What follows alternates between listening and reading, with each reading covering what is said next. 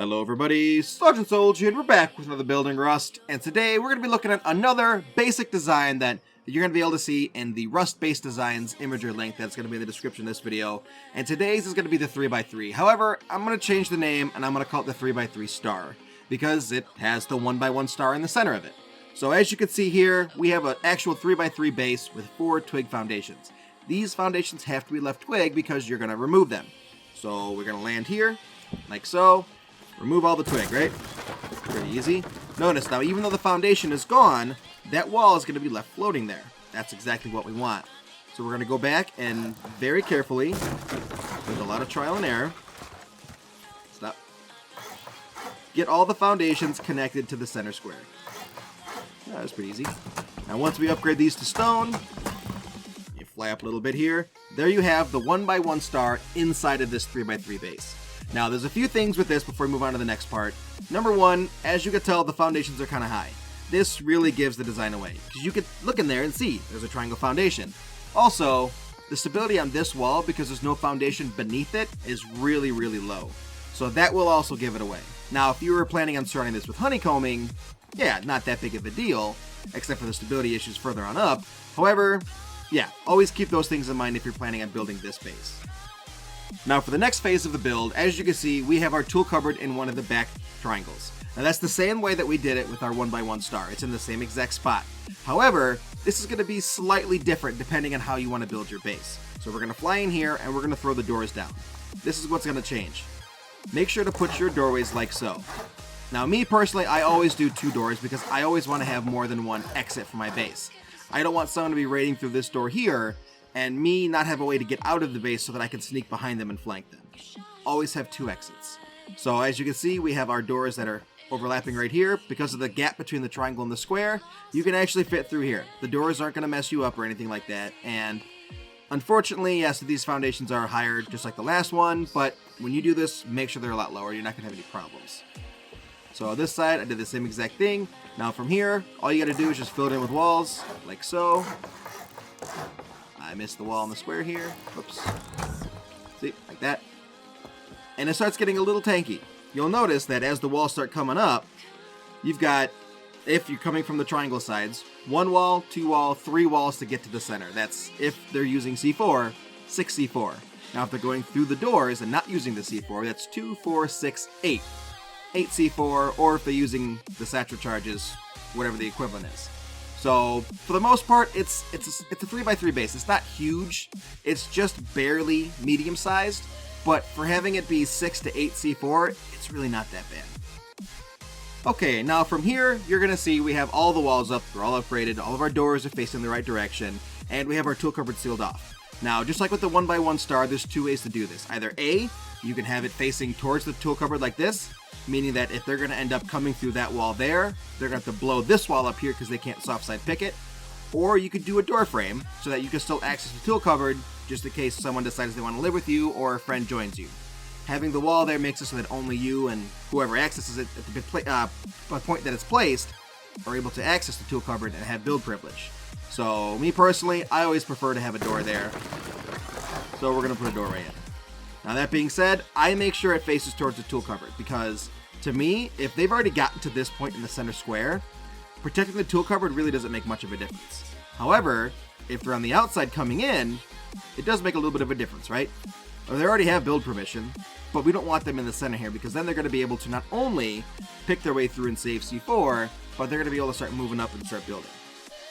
So with that, this is a very, very easy phase. All we did was just put the walls in and talk about the tool cupboard. As we start moving on to the next phase, we're going to start building up. Now for the last phase of this build, we went ahead and we added the second level on, as well as the floors. They're going to act as our roof. We've also added a floor frame, which we're eventually going to put a ladder hatch in. Now me personally, I always make sure to have at least 1 ladder hatch in, because you definitely want one on the second level. If you put a box down there to jump onto, you can jump up to the second ladder hatch. No problem. You could put one on the first floor. However, if they were to blow in from the side, they'd be able to use that first ladder hatch to stand on. It's completely up to you how you want to do it. Now from here, as you can see, we have all of our squares filled in, right? But we don't have the walls above our triangles. There's a reason for that. Check this out. We can place our walls in like so, right? Pretty easy. They go in no problem. However, if I get rid of this floor here, if I have the walls in first, it won't put the floor in. You have to make sure the floors are put in before you put the triangle walls in. Otherwise, it's not going to work.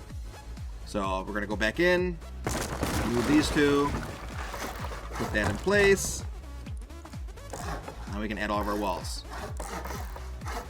I'll do one here and here. There we go. So for the most part, that's pretty much it.